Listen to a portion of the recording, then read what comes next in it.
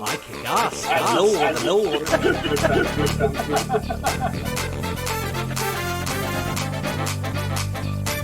Never loved him the way that I love you. Drops the mic there.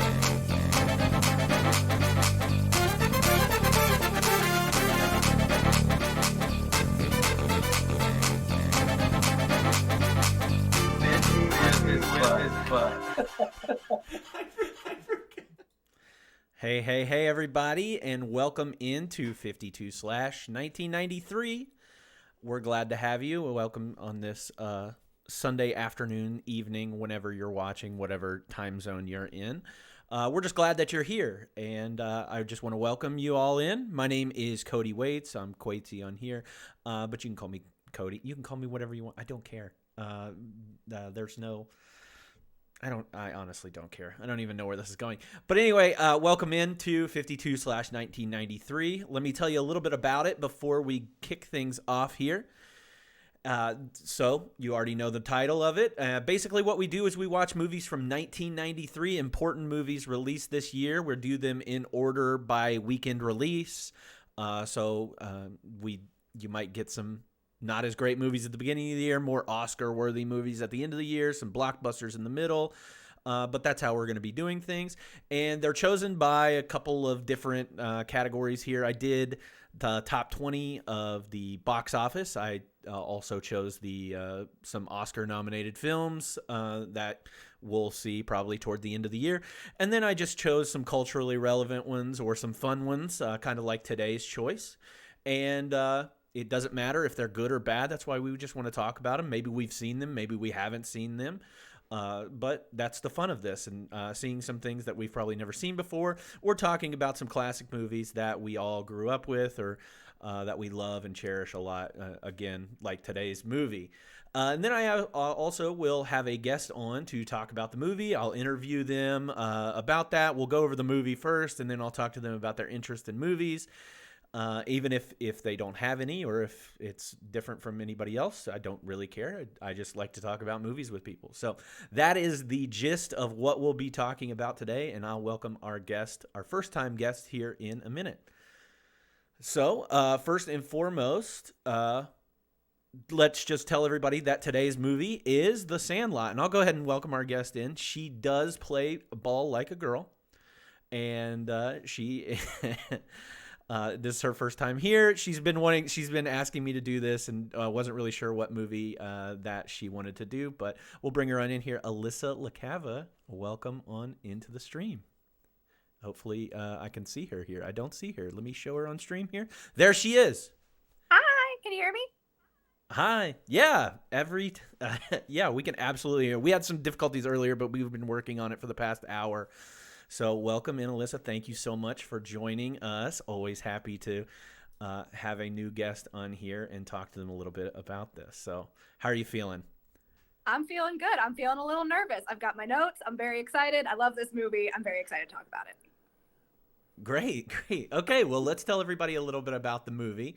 So today we're doing The Sandlot. It was released on April 7th. 1993, and it was directed by David Mickey Evans.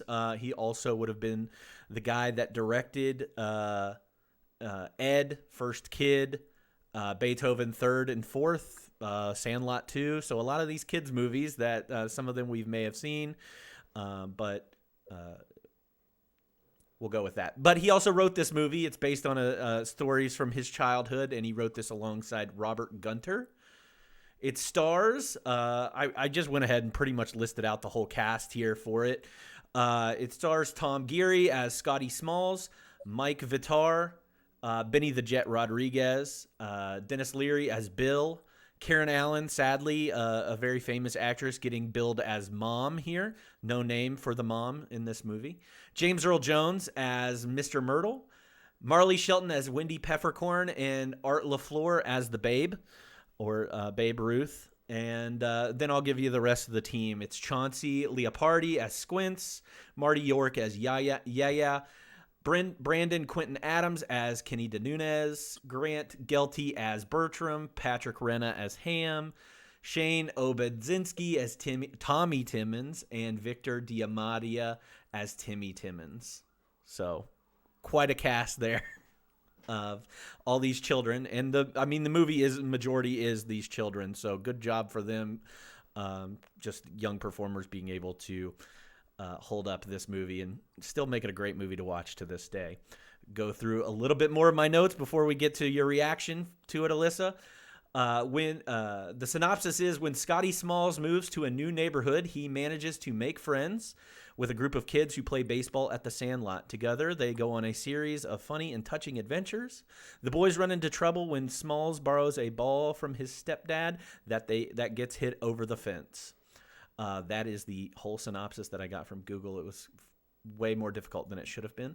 This movie had a budget of $7 million and came in at a box office at $34.3 million.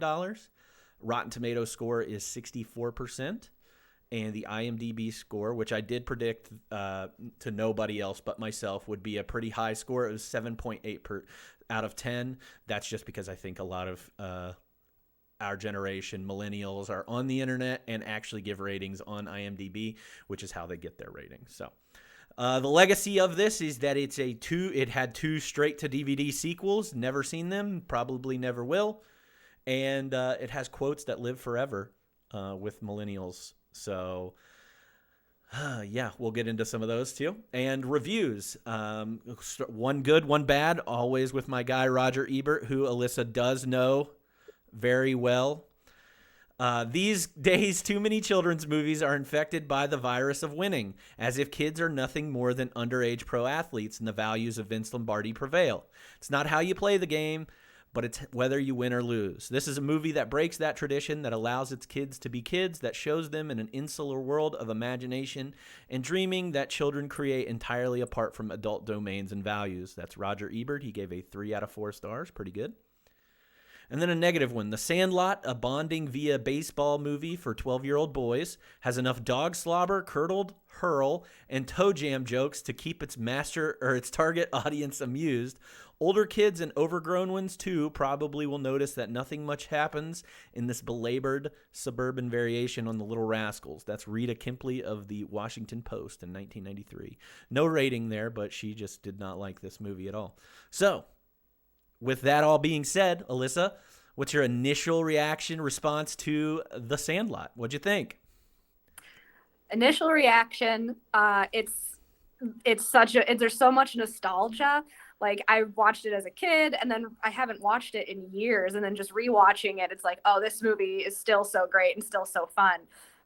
It did kind of remind me of Little Rascals, not in a bad way, but it is kind of like Little Rascals. And then I think God, it was like in Roger Ebert's review, he said it was also kind of like A Christmas Story. And I think it's because they have like the adult voiceover throughout.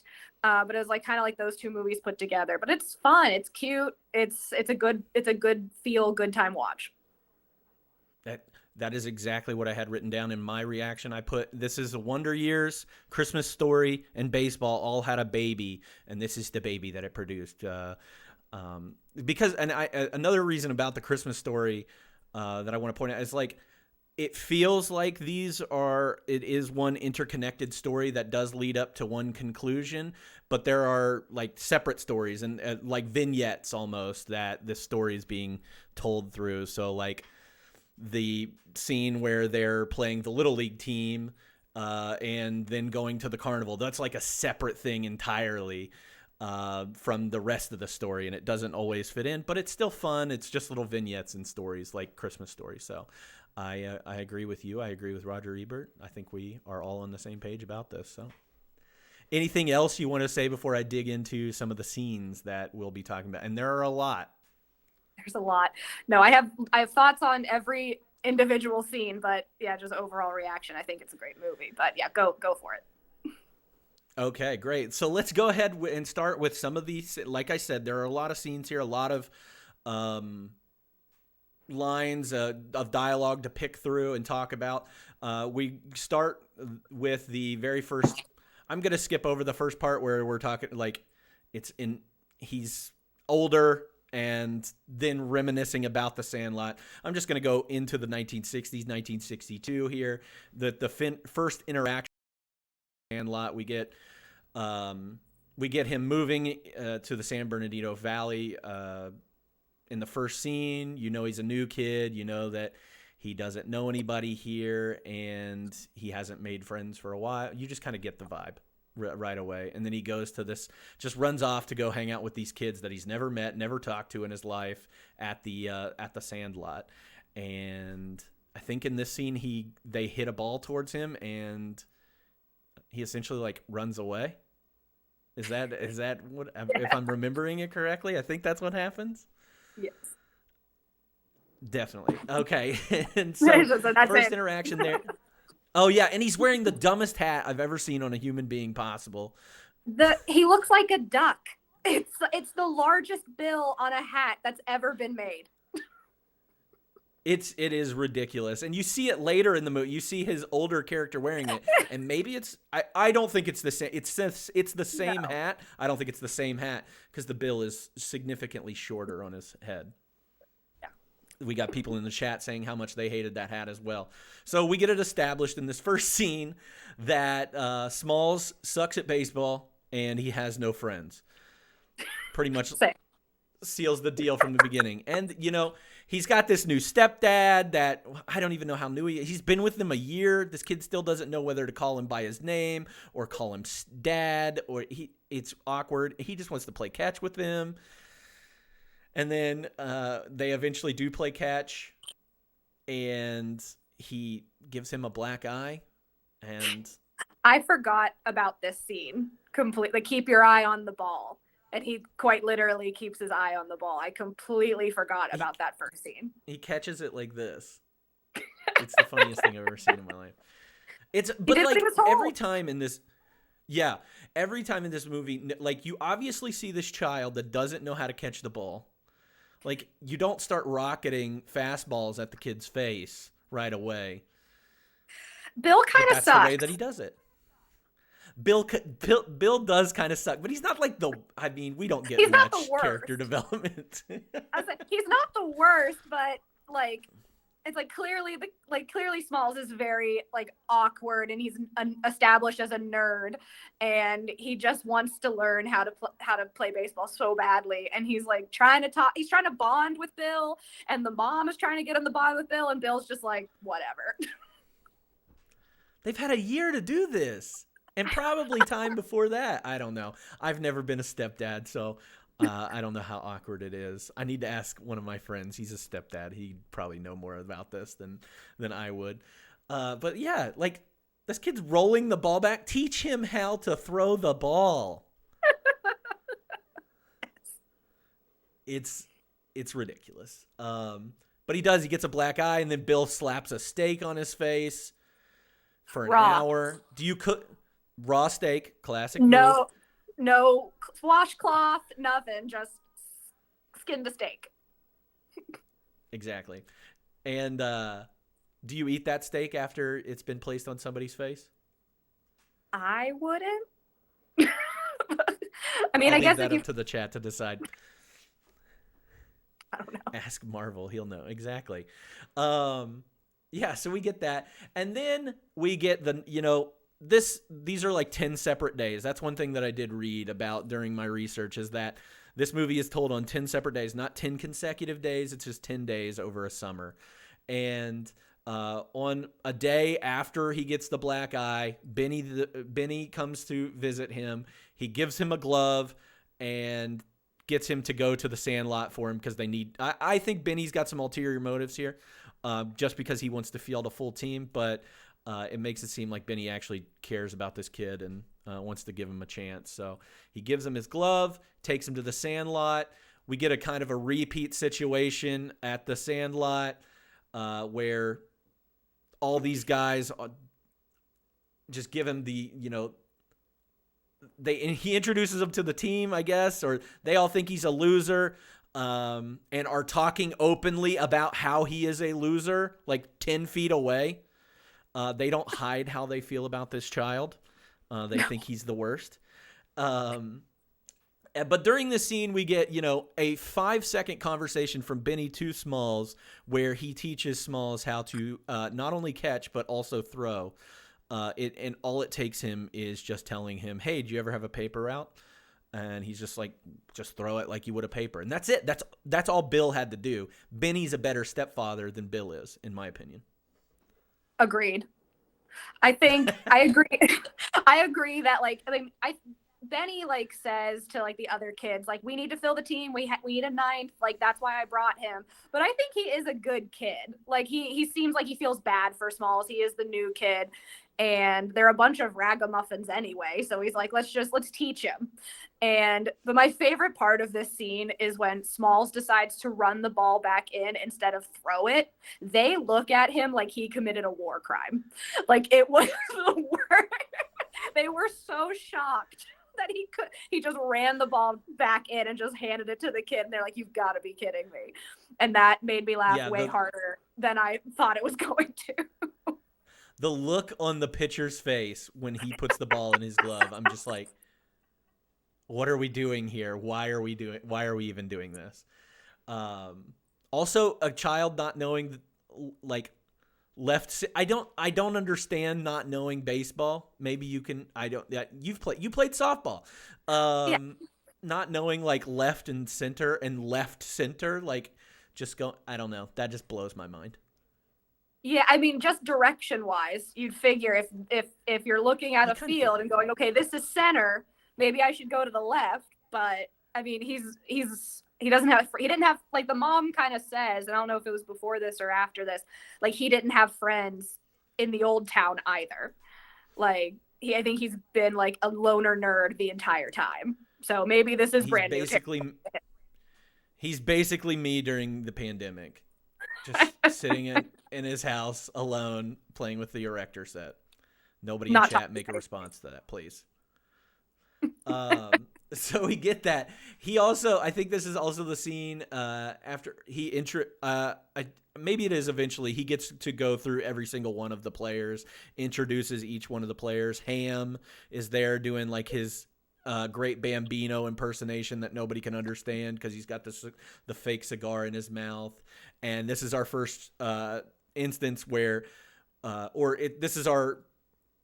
this is where the story, we're setting up the storyline for future is that Smalls doesn't know who the great Bambino is, Babe Ruth. And all these kids give him all these different nicknames for it: Colossus of Clout, King of Crash, all this stuff. He's like, oh yeah, the great Bambino. I thought you said the great Bambi.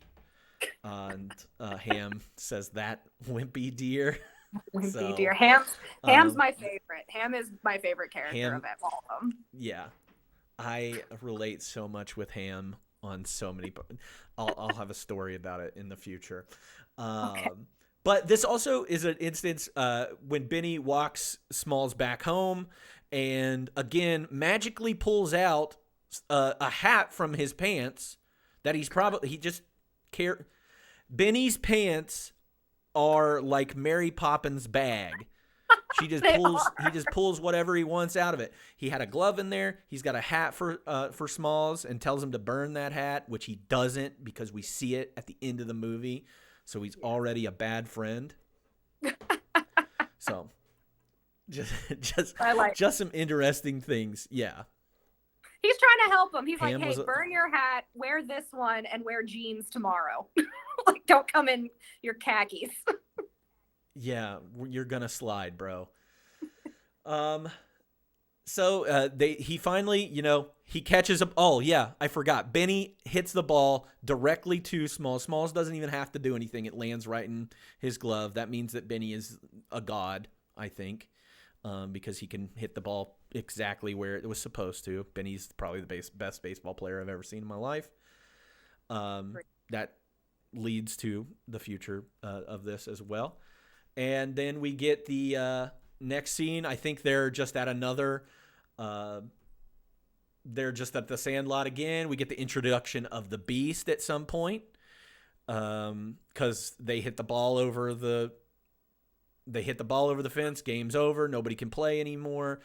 And this is where they decide to kind of get Smalls in on the team a little bit more, introduce him, a little bit more with them, get familiar. They do a camp out scene, and we get the story of the Beast, which is just a junkyard dog and of this cranky junkyard owner, and he kills people that were stealing parts from the junkyard, and its dog is massive in this story. Squints's great-grandfather or whatever was a police chief, and we get the great forever line. You get so much from this camp out scene.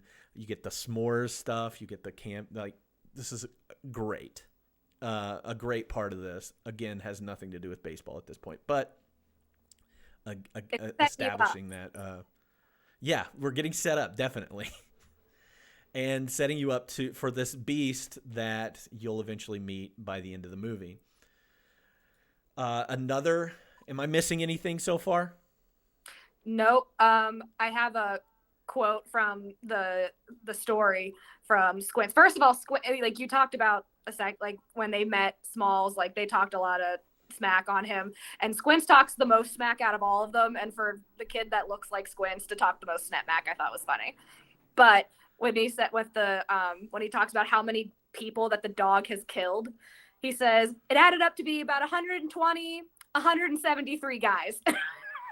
I don't know why I laughed so hard when he said Squints gets the sneakiest, best lines in this movie because he talks with such certainty, and he talks like an old man that's lived a long, long life.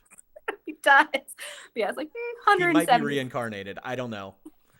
120, 173. No, he's like him and Ham for me are the best parts of this movie. I mean, yes, the central storyline is great, but they get the best lines, period. I wrote down so many lines from this. We get the camp out, which is great and always a classic. It's the black and white section of the movie, old newsreel style kind of thing. And we get the Squints doing the forever part that, millennials still quote to this day.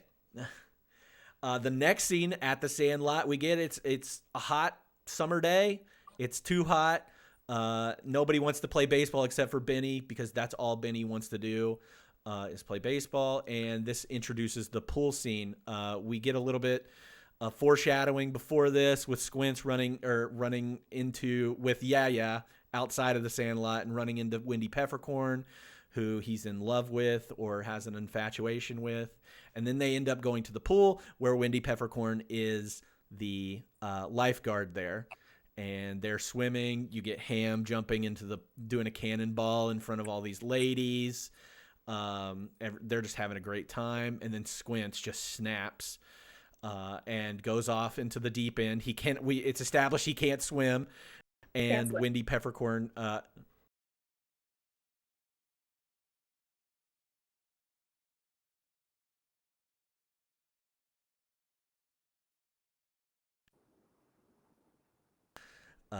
fakes it in order to snag a kiss from this lady. So I can hear you. Yeah, I saw where it dropped. You're good. Okay, sorry. Yeah, I heard Wendy Peppercorn, but Squints went and decided to risk his life and jump into the deep end. Yeah, and if anybody else missed it, he does that and basically steals a kiss from Wendy Peppercorn pretending to be dead. So just in case you missed me saying anything, that is what I said. And probably, one of the most classic scenes of this whole movie, probably something that every 10-year-old boy dreamt about doing. But yes, just like somebody said in our chat, that's assault, brother. Classic line from Billy Madison there. But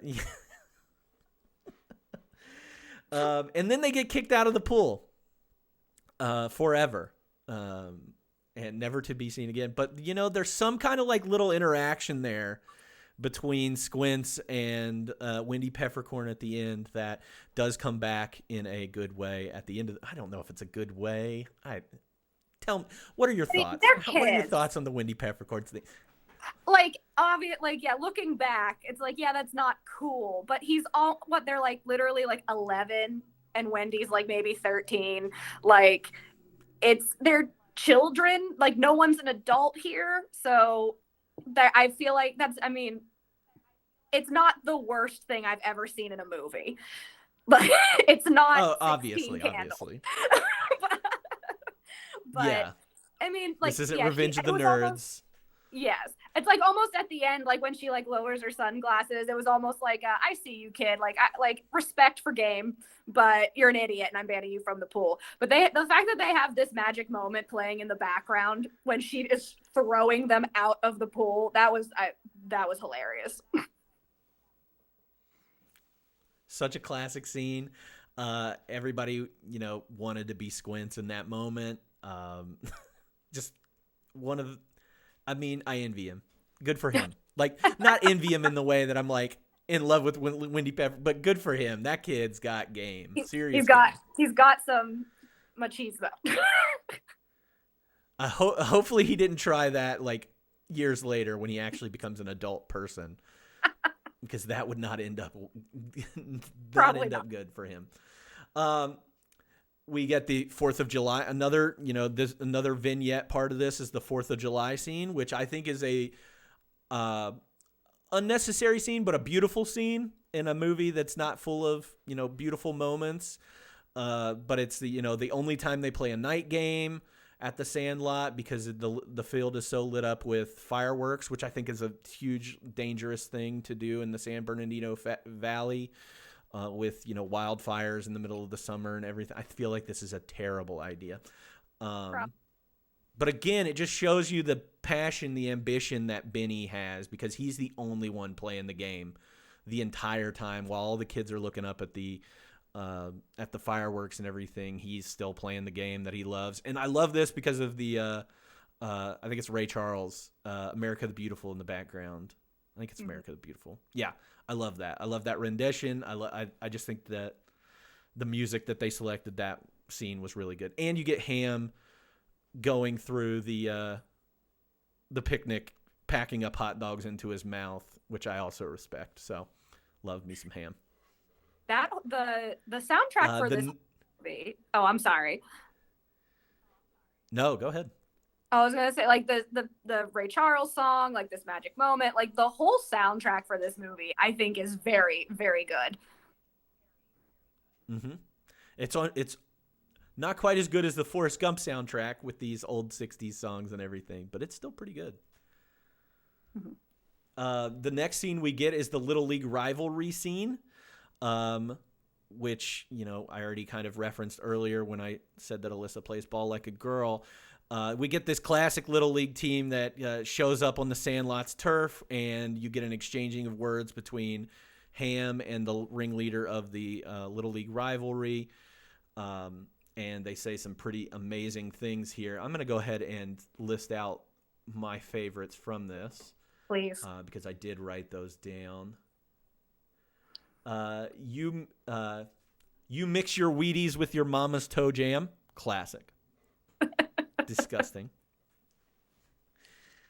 I think this kid gets the best one. You bob for apples in the toilet and you like it. The way the kid says "and you like it" just cuts them.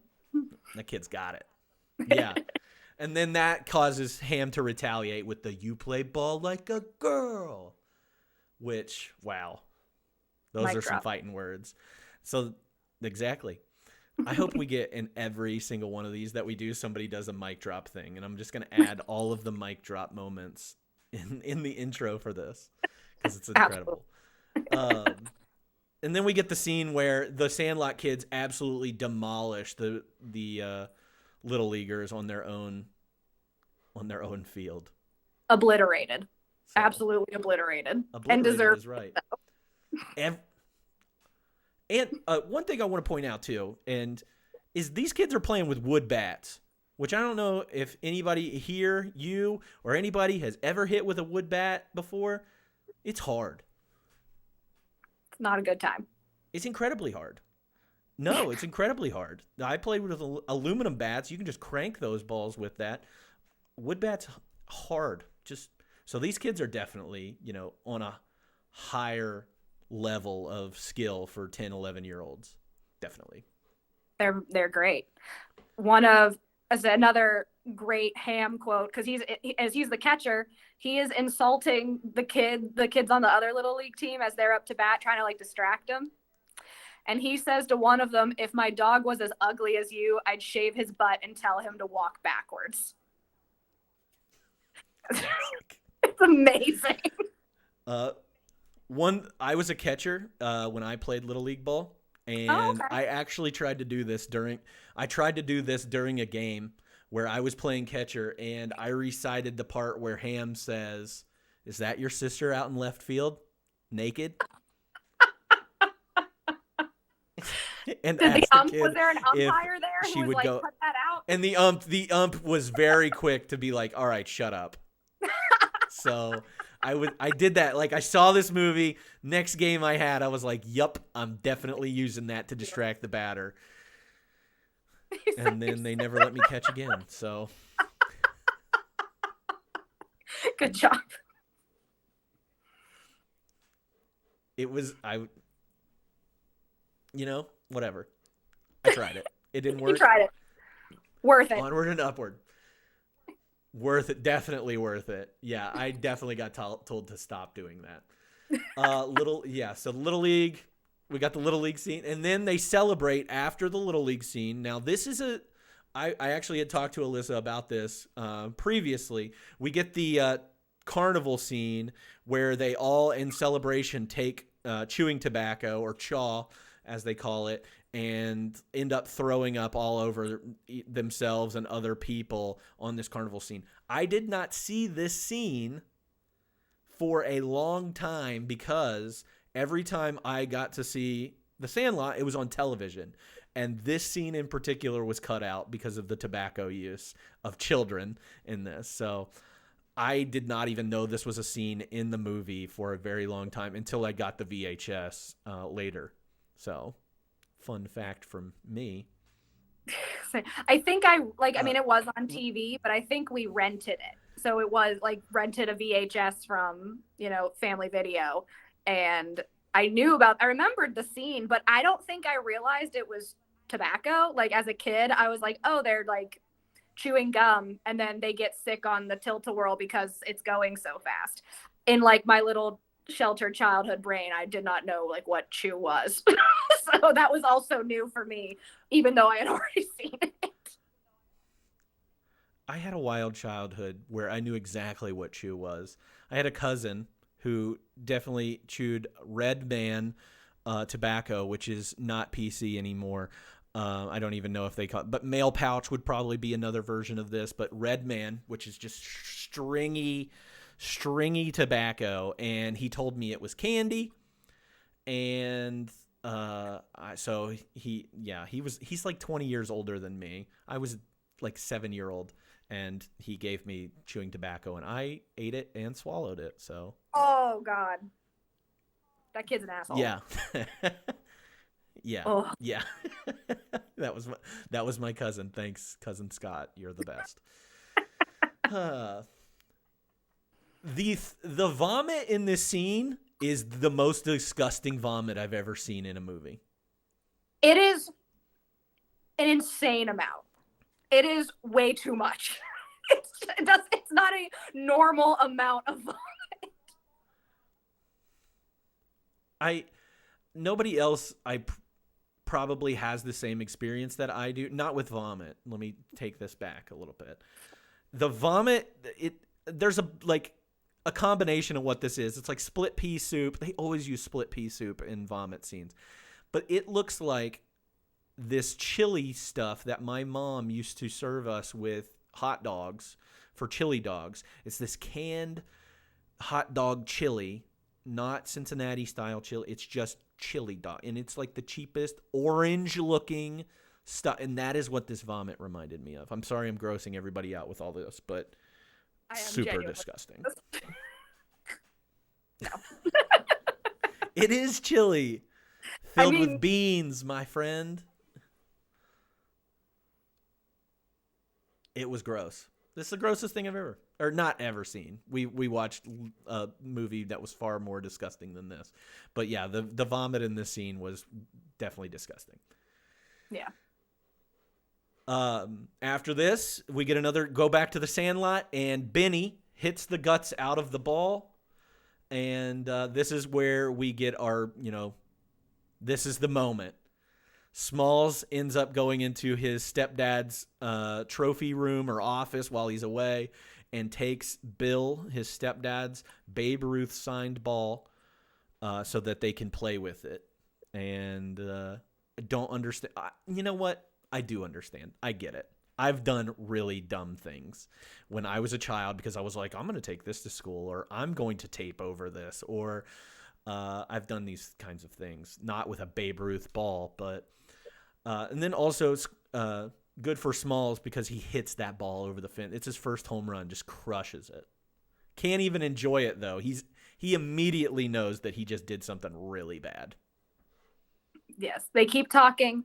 He's like the entire lead up. He's like, I got us in the biggest pickle, and then the pickle happens. It's awful. If I have one complaint about this movie, it's how many times the narrator says that I got us into the biggest pickle that we'd ever be in. And he says it like 3 times in the movie and Well, as the narrator, and I hate it every time.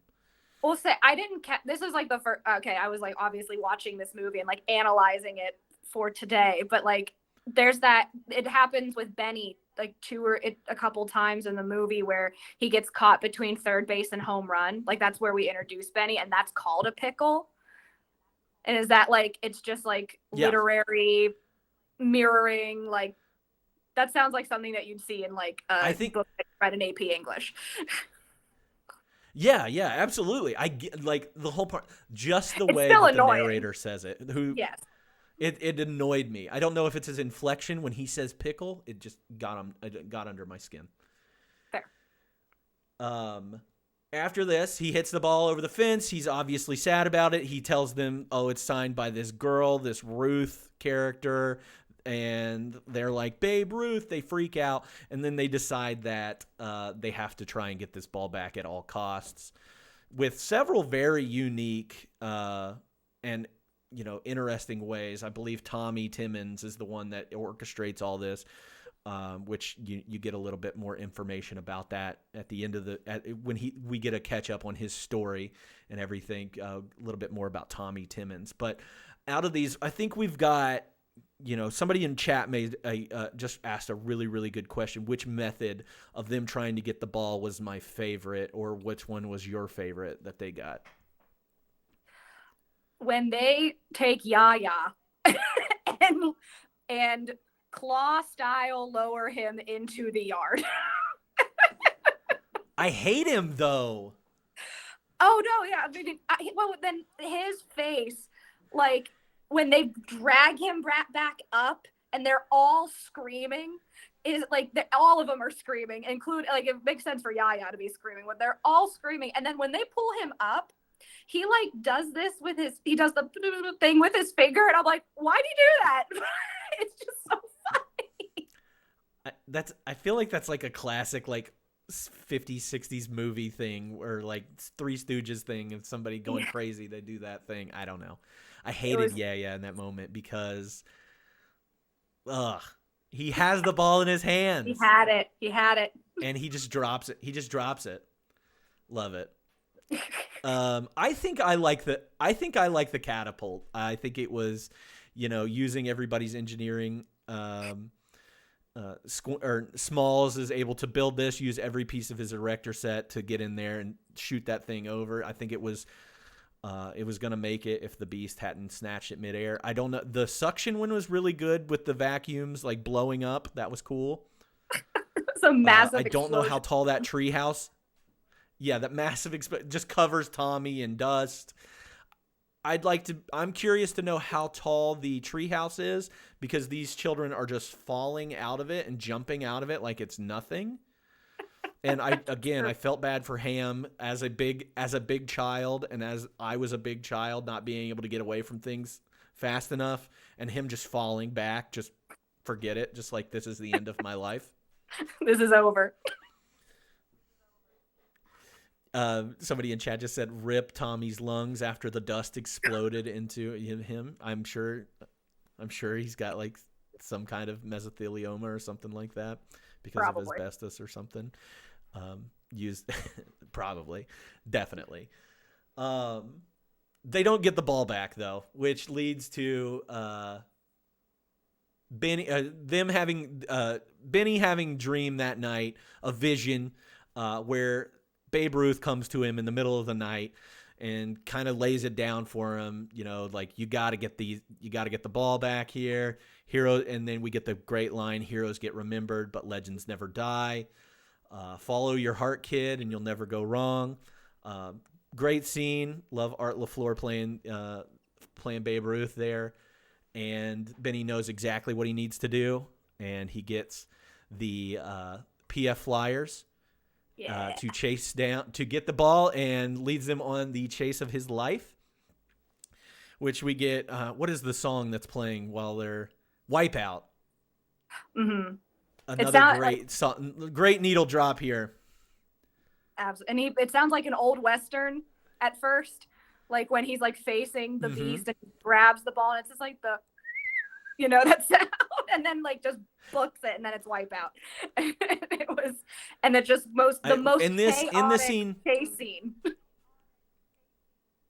In this scene, we learn that the beast is not that big of a dog. It's actually just an English Mastiff that they have made to look like it's 20 feet tall in their vision and what they think about it. But yeah, this dog is actually much smaller. Still a big dog. That's a big dog, an English Mastiff, right? Mm-hmm. Yeah. And even especially for a 12-year-old. Oh, yeah, that dog is massive. On the negative review that I had pulled up earlier, one of the things that she talked about was how small the English Mastiff was and not as scary as a dog like Beethoven, which is a Saint Bernard. And I was like, this is the dumbest person. How did you watch this movie? That's a person who just wanted... That's just a person who wanted to put out a bad review. Like, they're just like, I hated it, and I'm going to nitpick everything. It's like, a Mastiff's one of the biggest dogs that you could get. Maybe a Doberman might have been a little bit bigger, but I think a Mastiff was, like, the best choice. I agree. I think it's menacing enough and also cute enough with its, like, slobber and, like, sadness, it looks like. So much slobber. So much slobber. So we get that whole chase scene where, Benny takes him all around town. There you see different scenes, him crashing through a movie theater that's watching The Wolfman, a picnic that's going on where a cake gets flung on some people. Some funny stuff occurs then. But Benny ends up chasing him back to the Sandlot where he, again, jumps over the fence, I guess, to get the dog back over the fence. I don't know what he's going to do at that point, but the fence ends up falling down on the dog, and now everybody's got a heart, and they need to Smalls wants them to save the dog, and then they save the dog and take him back up to they knock on the door of Mr. Myrtle, and Mr. Myrtle opens the door up, and we discover it is this blind man who said, why didn't you guys just knock on the door if you wanted your ball back in the first place, which is great. Love that. And then we get Mr. Myrtle, and we get this great scene with him, James Earl Jones, just kind of hamming it up for, the 5 minutes that he's in this movie, talking about how he used to be, into baseball, and he actually lost his eyesight from getting hit in the head from crowding the plate so much, and that he actually knew Babe Ruth and all the Yankees, and was actually this really, really great baseball player. So love James Earl Jones in this scene. He's incredible. Mm-hmm. And after that, he ends up trading the ball that Smalls had, which is that gross, tore up Babe Ruth ball, for the Murderer's Row ball, which is the Murderer's Row. That's what they called the 1927 Yankees, because they were just insanely talented at that point. Which this Murderer's Row ball is signed by all of the Yankees there. And he said, as long as you guys come talk to me once a week about baseball, we'll call it good, and you can have that ball. No big deal. So he does that, and then we get to the ending where we learn that Smalls gives that ball back to Bill. Bill grounds him for a week, but takes the Murderer's Row ball, is actually really happy with that. And their relationship obviously improves. He plays catch with Smalls now. And Smalls tells us more about, the Sandlot and the boys as they kind of grew up and moved away from the Sandlot. We learn a little bit more about them. Like, the Beast's name is Hercules. He ends up kind of being the mascot. He lives to be 28 years old. Yeah, This is part of the fun facts, but they say he's going to be like, what, 199 years old in dog years, which is something like that. 28 years, which is insane. We learn about each of the boys on the team, so I'll go ahead and go through these, and we can talk about them after this. But yeah goes on to go to the Army and develops bungee jumping, which they attribute to him being put over the wall. I guess that's some version of bungee jumping. Bertram has the saddest story. He disappears into the 19. He gets really into the 60s. And they just never hear from him again. Yeah. Timmy and Tommy become an architect and contractor, and they develop mini malls, which is a very funny thing to think about in 1993 and then in 2020. 2023. It's 3 years behind. Squints marries Wendy, and the two have children. 9 children. Squints marries Wendy, and they have 9 children, and become owners of the local drugstore. Ham becomes a professional wrestler known as the Great Hambino. Classic.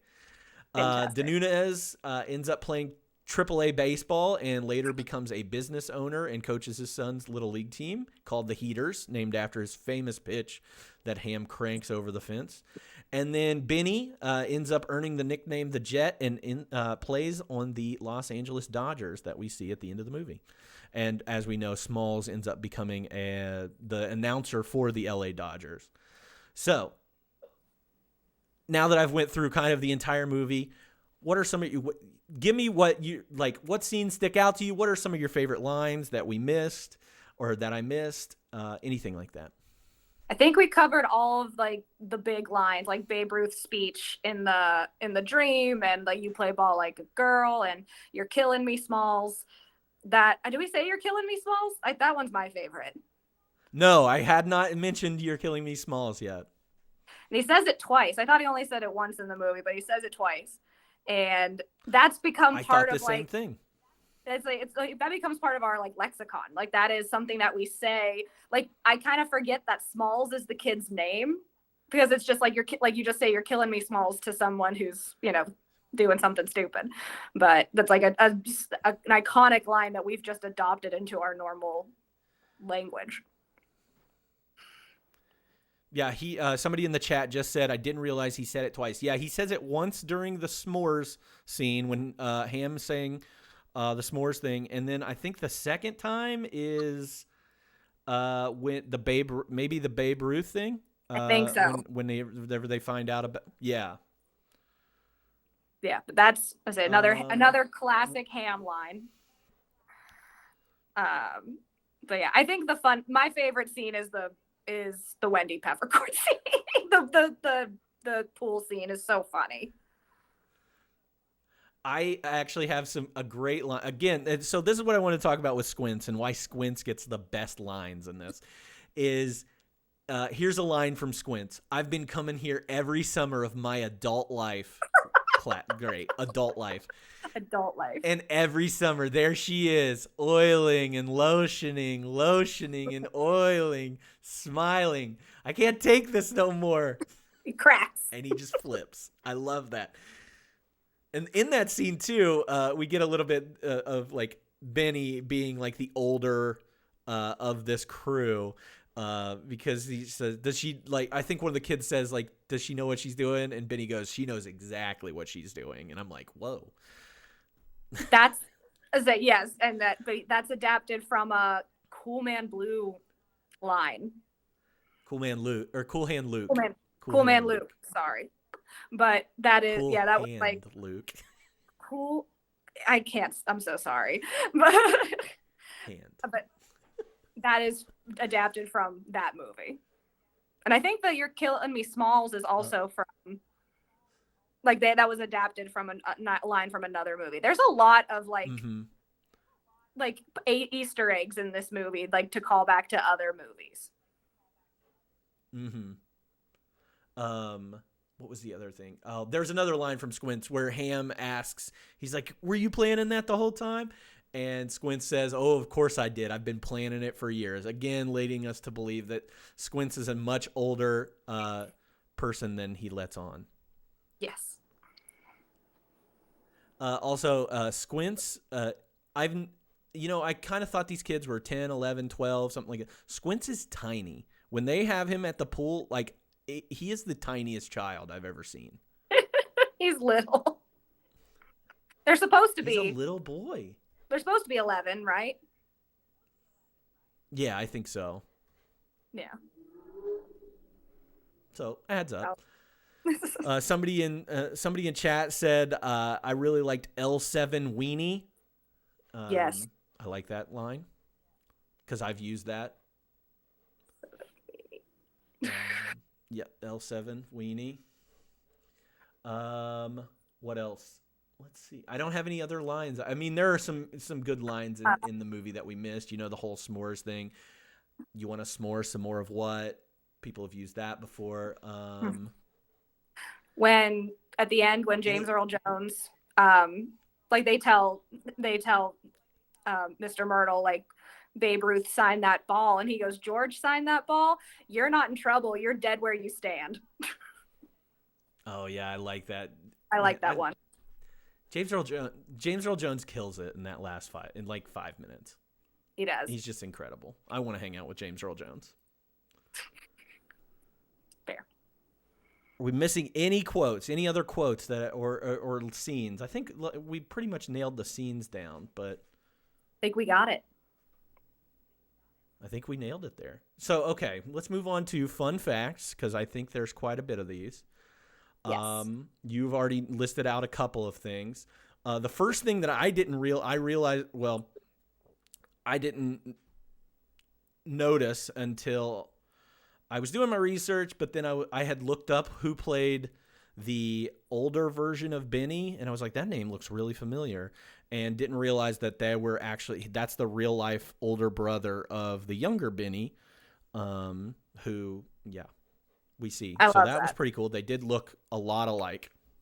Yes. I didn't know that until looking up fun facts for this movie, but like watching it, I remembered, I'm like, wow, they really picked someone who looked like an older version of Benny, and it's like, it does work that. Yeah. And that guy rocks a mustache better than anybody I've ever seen. A great mustache. Sadly, that his older brother did pass away in the mid 2000s, like 2008 or something. So very sad, very sad. Mm-hmm. My favorite fun fact that I looked up was the director of this movie told Squints, the actor playing Squints, that he needed to keep his tongue in his mouth when he was kissing Wendy during that scene, which I think is hilarious. Hilarious. I had that fun fact too. I think we probably got our fun facts from the same place. But yeah, it's like, probably. Just keep your tongue in your mouth. What do you have? Okay, so for the pool scene. So I guess when they were filming, like, it's a summer movie, and I guess it was really hot when they were filming, except for the day they shot the pool scene. It was like 50 degrees outside, and you can see Squints, his teeth are chattering as he gets up on the diving board to jump into the pool because he's freezing. And I remember, that happening, like watching it as a kid, being like, oh, his teeth are chattering, like he's nervous to pull off this stunt. And it's like, oh no, this is because he's actually cold. Yeah, I did not actually write that one down, but I did read that, and like every other day that they did it, it was like perfect weather except for the pool scene. Except for that one. What else do you have? The Hank Aaron baseball card. Did you have that one? Where the reason behind it? Yeah. Like why he takes it? Yeah, I do have that one listed here. Because Hank Aaron breaks Babe Ruth's all-time home run record, and that's why Babe Ruth takes that card, because he has some insight into. He's like, oh, this will be important. Yeah, he says, I don't know why, but can I have this? Which I bet Benny's like, I don't know what Benny does on the LA Dodgers, but if he had that Hank Aaron card, it's probably worth a lot of money. True. Oh, the another Um, fun fact, the PF Flyers were brought back for a limited time after the movie. I own PF Flyers. Really? They're not those, but I do own PF Flyers. Yeah, I actually like them a lot more than like All Stars, the Converse All Stars. Don't I mean? Yeah, I just like them better. They make your feet not look as fat. I don't know why I like them more. That's fair. I feel like Converse make your feet look really long. Yes, long and like I have very wide feet, so they make them look really fat too. But yeah, I do wear they're some of my white shoes. I think I'm gonna get another pair. It's just like white low tops, but they do sell a Sandlot version, the high top, the black high tops. They do sell those on their website. So PF Flyers, I'm pretty sure are owned by Converse, which I think are also owned by Nike now. So you can buy PF Flyers if you're interested. I love when a movie does that. Like they brought back that specific style of shoe for the movie. And it's like I like when they make very Mm-hmm. like culturally accurate clothing choices. I do love. My dad told me he used to have some PF Flyers when he was a kid. That's awesome. Yeah. So, um, do you have the thing about the childhood classmate of the director? About Squints? Yes. So, a childhood classmate of the director sued 20th Century Fox for claiming that the character of Squints was based on him, causing him shame and humiliation. He And lost. he did not win. He lost because Squints comes out looking awesome in this movie. Like his name's Squints because of his glasses. We both have glasses. Like, come on, that's not even that bad of a name. But yeah, Squints is like the hero of this movie to like many people. So that Yeah, guy's of course gonna lose. of all people to be based on, I guess they had the same last name or like it was just spelled a little differently, but like it's not like they Mm-hmm. based Yaya after him. Like maybe he'd have a case if it was Yaya or like Little Tommy, but no, it's Squints and Squints is the best. So it's like calm down, sir. Yeah. Um, The only other fact I have here that I did not list was James Earl Jones, surprisingly, who is both in this movie and Field of Dreams, two classic baseball movies, hates baseball, has like publicly been on the record saying he does not like the sport. So, just a I little want that kind of broke my heart a little bit. I'm not gonna lie. like you're like, sir, you're in two big baseball movies. Like, did you want to do these? Was it just like how did he get these parts? Or like I guess like did he want them? Did he just take them to have a role? Like I mean in this movie it's only about 5 minutes, but he's in two major baseball movies. Mm-hmm. Hates baseball. I don't know. Those are all the only facts that I wrote down. Do you have anything else? Nope. I had a lot of the same ones that you did. Okay. Somebody in chat said that they had to change the name of the movie to Sandlot because they got sued. I don't know what the name of the. I think somebody had said that the original name of the movie was. I can't even remember what it was, but there was a shooting name for the movie, and I'm not. It's kind of escaping me right now. Um, but yeah, didn't know that. I don't know. Okay, if it could, if oh, there's a book about baseball called Boys of Summer, and that's what it was called. Um, and so they got sued because of that. So there you go. Thank you, chat. If you could make this better, could you make it better? Is there anything that you would do personally to make this movie better? I don't think so. I genuinely don't. Like I like the little vignettes, like having the different like it's 10 separate days in summer. Like it makes sense. It's all the characters make sense. Like, you know, like Benny's a great Benny and Ham is a great Ham and Squints is a great Squints. I can't think of a way to improve this movie genuinely. Yeah, I think they got really good child actors to play these parts. I mean, none of them have, you know, none of them were worse than the others or anything like that. They were just kids, and They genuinely seemed like they had a good time shooting this. I think I did read that they often talk about how this was the best summer they ever had in their entire life shooting this movie.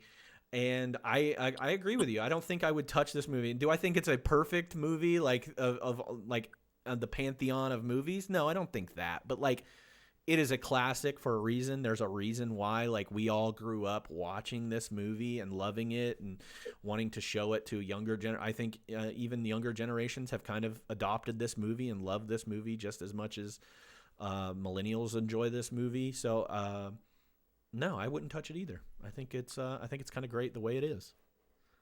Agreed. So I always do everything on a star rating, 1 out of 5 stars, or 1 to 5 stars or half stars, however you want to do it.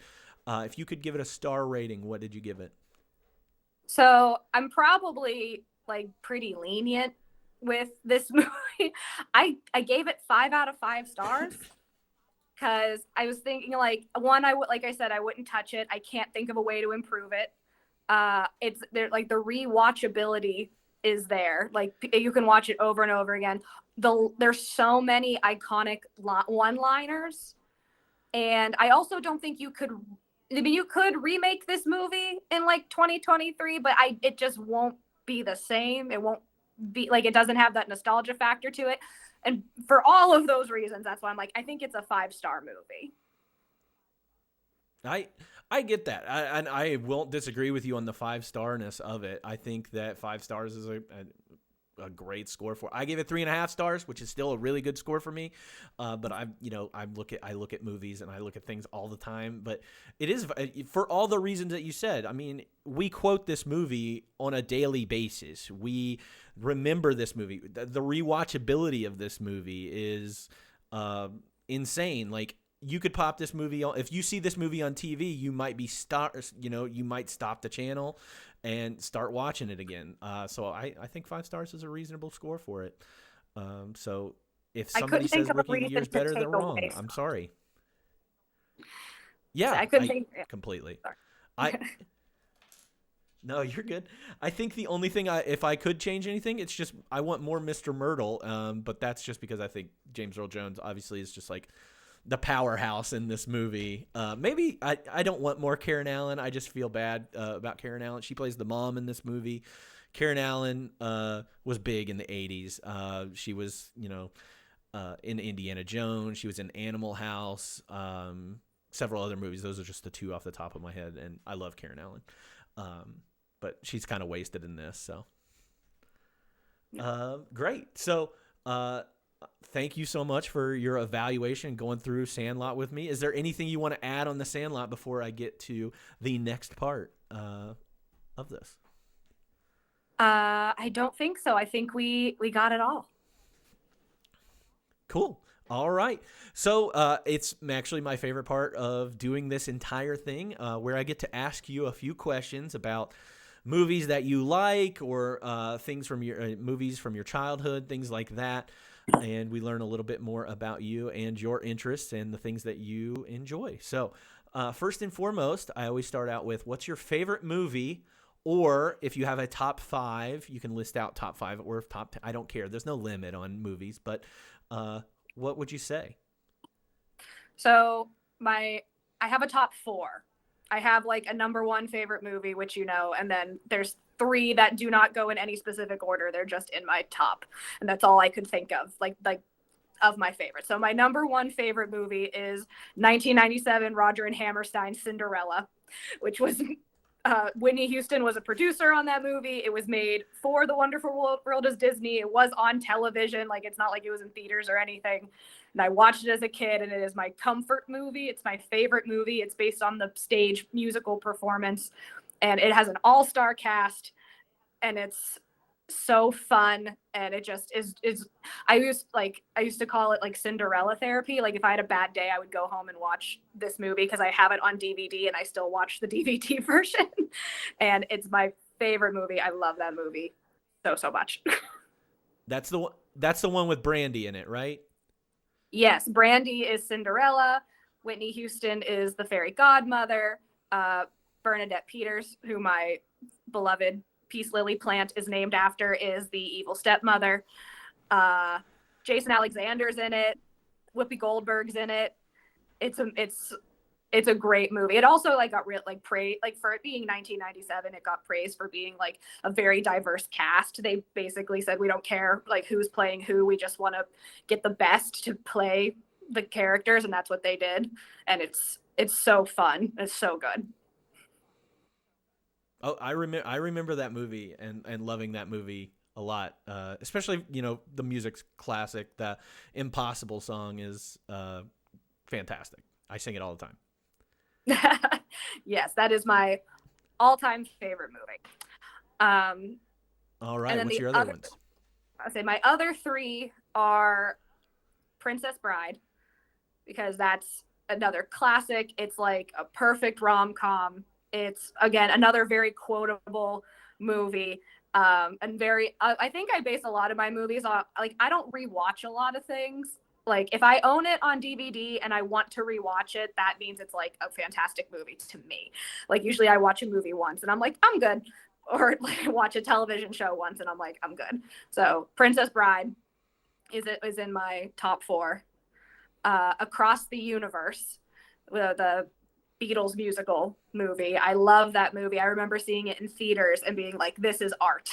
Like the colors and the music, and I love that movie. And the other one is She's the Man, which is from 2006, Amanda Bynes. It's a Shakespeare interpretation. It's Twelfth Night, but just redone in a high school with a soccer team. And Amanda Bynes is incredible in that movie. And again, a lot of like funny, quotable one-liners that like me and my friends in high school, like, were obsessed with this movie. So those are, I'm not, and I never said I had good taste, but those are my top movies. No, I love every single one of those movies. I think those are fun movies. What was the third one that you said? Across the Universe. Across the Universe. That's what it is. Sorry. No, good music in that movie. That's probably my least favorite out of your four, but I think the other ones are incredible. I love She's the Man. I think it's so funny. We quote that all the time. So we need to watch it again. Okay, so that's good top four. Movies. I have all four of those movies on DVD. And I'll watch Princess Bride whenever, every day for the rest of my life if I had to. It's so good. It's so good. It is so good. Do you remember the first movie you watched as a child? I had what was your favorite movie from the childhood as the other one, but you've kind of already answered that. I actually do, like, this is really weird. Not really weird, but like my first, if you try to think back to like what your first memory is, like, have you ever tried to do that? Like, I don't know. But mine is me sitting in a high chair, eating a popsicle, watching Snow White. That is like okay. my oldest memory. My first, like, I watched my parent, like, I had a very, like, in terms of like entertainment, like, sheltered childhood, and I grew up watching a lot of Disney movies, and Snow White was the first, I think one of the first ones, right? Or at least when I was born, and that was one of the ones on VHS that we had, and I watched that on repeat. So in the background, I actually have Mighty Ducks 2 going on because two of the characters from Sandlot are actually in Mighty Ducks 2. On the previews, because previews happen on VHSs if you are not sure that that's a thing that happens. But on the previews, it's talking about the re-release of Snow White and the Seven Dwarves coming out to theaters and then eventually on video again. So this is right around the time, I think, like you said, you're like 6 months old at the time that Sandlot comes that must out. Have been it. Mighty Ducks, which also came out this year. So yeah, it makes sense in timeline-wise of why that would have been around that age. So good answer. Yes, there is a like family video, like my parents recorded me singing "Someday My Prince Will Come" at like the ripe age of 2. So that is floating around somewhere in my parents' house, I think. Classic. Do you have any favorite actors or actresses that you kind of flock toward? I had a hard time thinking of some. The one like actress is Anna Kendrick. I very much like her. I think it's because she's a theater kid. So like whenever she's in something, like I think she can do a lot of fun stuff. Like most of her movies are kind of fun, or I find them enjoyable. Um, Other than that one Christmas movie that we watched this past year that was terrible. But other than that, I really like Anna Kendrick, and actress, and then actor. The only other person I could think of was Keanu Reeves. I love Keanu Reeves. I think he can like laugh at himself. I think he can like the range of what he can do is very good. Like whether it's Bill and Ted or like it's a much more serious movie or something. Like I always enjoy him whenever he's in a movie. Love Keanu Reeves. Recommendations for people that have that kind of doubt Keanu Reeves' acting ability. I would recommend two movies: River's Edge or My Own Private Idaho. So two of those movies are Keanu Reeves movies where he shows off a little bit more range dramatically. So good movies, very deep, like hard dramatic movies to watch at times, but very good movies. So for anybody out there. Okay. If any actor could play you in a movie, who would you want to play you?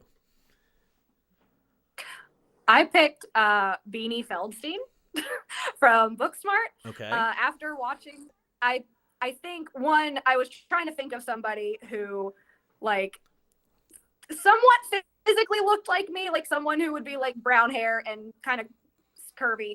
But like I think she did, like I also know, I mean she did Funny Girl, which I know didn't necessarily work out for her, but like I was a theater kid growing up. She's clearly a theater kid. I think she's very funny but also can be like very smart. So I think that would be like my favorite if I could pick somebody. I think that is the person I'd want to pick. All right. I love Beanie Feldstein. Love Booksmart. It's a great movie. If do you have any hot takes that you think would shock somebody about movies or people or actresses or actors? Anything? I have several, and I want. Okay, They're not. I love it. They're not. Super, I love it. and honestly, they're probably not my own original thoughts, but they are things that I think of. One is that, and I don't know if this is a hot take, but I mentioned like She's the Man being one of my favorite movies, and I think like life robbed us of Amanda Bynes. Like, I'm not a big as much into movies like maybe you are. Obviously you're very much into movies, but I love comedy and stand-up comedy, and I think and just comedy movies are the ones that I kind of gravitate towards. And I think she could have been like, I don't want to say like a Seth Rogen, but like she could have gone like, so, or I guess like an Emma Stone or like someone, or Amy Schumer, like could have been really, really big as she went on. I mean, she was really big in mid 2000s as a young 20 something, but I wish that she kept going. I wish that she was still acting and still in comedy movies, because I thought she was fantastic. I agree with you on that. Somebody in chat actually has a question for you. Have you ever seen Sydney White? Yes. Yes. That's like Sydney White, What a Girl Wants. She's the Man. Like it was 2006 to 2008 was like golden age Amanda Bynes. And I just wish that it kept going. Yeah, I love her in it. Yeah, and I agree. I think we've had this conversation before about her, and I really do see her career kind of mirroring an Emma Stone or and Lindsay Lohan kind of fell into that whole thing too, where it just kind of went down the wrong path, but they could have been in, romantic comedies or straight up comedies for the next 10 years and then just kind of actually didn't. So it's a bummer that we missed out on her and her for, she could have, had a completely different career at that point. Yeah, Lindsay Lohan's making a comeback. Maybe we'll see an Amanda Bynes comeback in our lifetime. I hope so. I hope good things for her. She needs to get rid of that face tattoo, but they can cover that up with makeup, I guess. True. Is there anything? Oh yeah, you still have hot takes. My bad. I have to say, I'm sorry. I have a lot of hot takes. Sorry, I took quite a few notes for this. Oh, and we've already talked about this too, but I think James Marsden is a very severely underrated actor. Like he's done. I'm surprised that he's not as popular as I think he would be. Just being in the movies he's been, in the roles he's been, he's like funny and he can sing, but he can also be serious. He was in The Notebook, he was in Hairspray, he was in like Disney movies. Like I'm very surprised that he is not bigger than he is. If you're touching on something, especially with this chat, especially with a few members, not only me but Steven and Joseph are in chat here, and we're three people that love James Marsden more than life itself. I think, especially I don't know if you've seen this movie, but the movie Sex Drive is an incredible James Marsden performance, and you should definitely watch that movie. Okay, put it on the list. My list is quite extensive of things I have not seen. But I'm getting through it. Other hot takes. I had more. I'll just do one more, and we've kind of talked about this because this has been a shower thought for 3 days now. But I'm in adult, not to get political, but I feel like movies and making movies are kind of like, in the way that we have kind of accidentally diminished the middle class, we've kind of accidentally diminished the middle class of movies. Like it's either we have like Marvel or like a Judd Apatow, like a lot of money goes into it, or it's like only a handful of directors who are like making the biggest massive, and they have to do well in the box office the first weekend, or it's an indie film. There's like not a lot in the middle. And I think the middle is like some of my favorite movies. Like She's the Man is not going to get made today. Just because that's like, whether it's like it's a rom-com or it's like a coming of age movie, or it's something that you're not going to like, it's either you don't want to put any money into it because it's not going to get you that return. I feel like we've lost that middle ground of movie. Like a lot, I think rom-coms fall into that a lot. Or we've talked about this movie before, Fired Up. It's like the dumbest, most camp movie ever, where two football players decide that they want to try out to be cheerleaders so that they can get laid. Like that's a very funny movie, and that's another one I have on DVD. But I love that movie. But again, it would never be made because it's not in those like two camps of either like a ton of money's being put into it, or it's something that gets played at Sundance. Yeah, I agree with you. And I think streaming has kind of ruined that middle class of movies, especially because that's where you're seeing them now. So if you want to see a rom-com, it's going to be on Netflix, and it's going to be terrible. Like it's going to be the lowest quality, and yeah, they're not good. You're right. And give me another hot take. You're on fire here. Those were, and then that last one was my biggest one. I personally, and this might be one that you disagree with me, I think that any movie that is based on a book or a Shakespeare play is going to be good. Like, mostly because one, I apparently very much enjoy the genre of Shakespeare turned movie, because She's the Man. Motocross was my favorite Disney Channel original movie growing up, which is the exact same thing as She's the Man. Warm Bodies is based on Romeo and Juliet, and I love that movie. 10 Things I Hate About You is based on The Taming of the Shrew. But I think it's because that, and if it's a movie that's based on a book, I know you don't, or like something like The Hunger Games. The Hunger Games was a best-selling book, and it worked. Like people really liked the book, and then it got translated to the movie. Now the movie was not as good as the book, but because the concept's already fleshed out and it was proven in the market to already be purchased and enjoyed by a large group of people, the movie, it makes it like you can go into the movie knowing that it's going to be decent, as opposed to going into maybe like a Netflix movie that somebody just wrote for funsies, and you're like, why is this garbage? I feel like maybe there's less surprise with a book turned movie, but I always like them. Now I kind of want to do research and see what other movies are like. I know all obviously the ones that you just named off are all adaptations. I'd be curious to see what other ones are like loose adaptations of those. So I'll have to look into that and see if I agree with you or disagree with you, because I like all the movies that you listed. Somebody in chat said Titus, which is based on Titus Andronicus, which is a very interesting movie.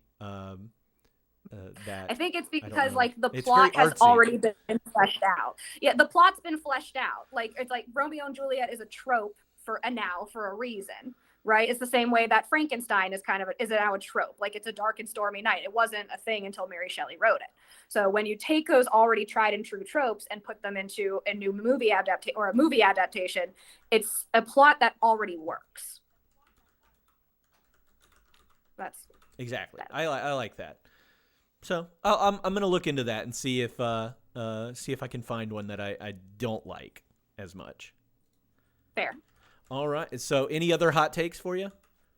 I think that's my last one. All right. What's the best thing that you've watched recently? Um, I was trying to think about that because I'm not entirely sure. Um, I we watched I watched Young Frankenstein recently, and I liked it, but I didn't like it as much as Blazing Saddles. Which I think I'm going to compare every Mel Brooks movie I'm going to compare to Blazing Saddles, and I just can't because that's probably the best. Mm-hmm. And so everything after that, I'm like, it's not as funny. Um, so that was one I watched recently. Um, I don't watch. I watch all my movies with you. I don't watch a lot of movies. I Yeah. loved um, Everything Everywhere All at Once when we watched that. That was a 2.5 hour roller coaster, but I loved it. I did see Elvis on a plane ride that I was just on, and another 2.5 hour roller coaster. I do love that director because he did Moulin Rouge, he did Romeo and Juliet. Um, so I did actually very much enjoy the Elvis movie, and I redact everything I said about Austin Butler. I thought I hated him until I actually saw it, and then I was like, okay, this is fine. Um, but I guess, He is and we actually watched. very good in that movie. He's very good in that movie, and we watched You People, and I did not like that movie. No, I thought that movie was trash. You're right on that one. I said, but those are, I guess, all the most Um, recent ones I've seen. okay, good. Is there anything you're looking forward to watching this year? Anything that's coming out, or anything on your list that you're really excited to see? I have so many on my list, but for movies coming out this year, I want to see Barbie, and because I still don't actually know what the movie's going to be about. I don't know if anybody does, but it looks great. And the other one is the new Spider-Verse movie. Okay, Those are yeah, those are that both comes out this excellent. year, right? Those are on my list. Yep, I it love does. The new the Spider-Verse movie does. I love this. And then I think it's next year is the Wicked movie.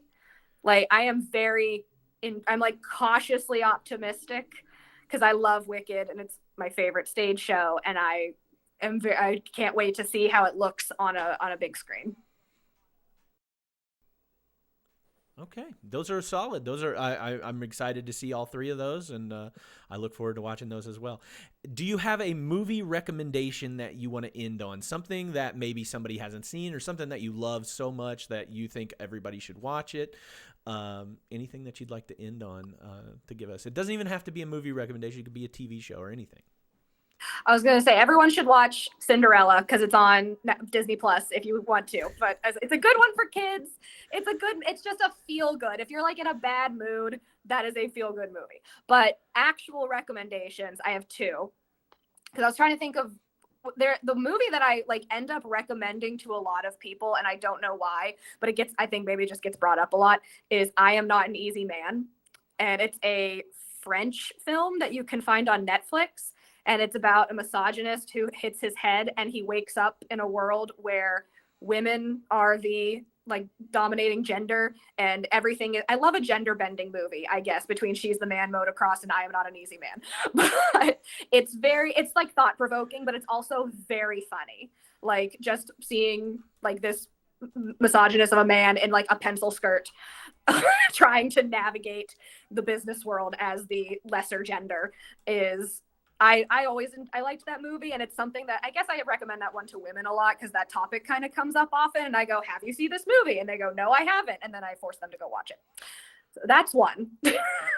And the other one that I was thinking of, and it's like not one that I've put in like my top movies ever, but it's a movie that I think about a lot.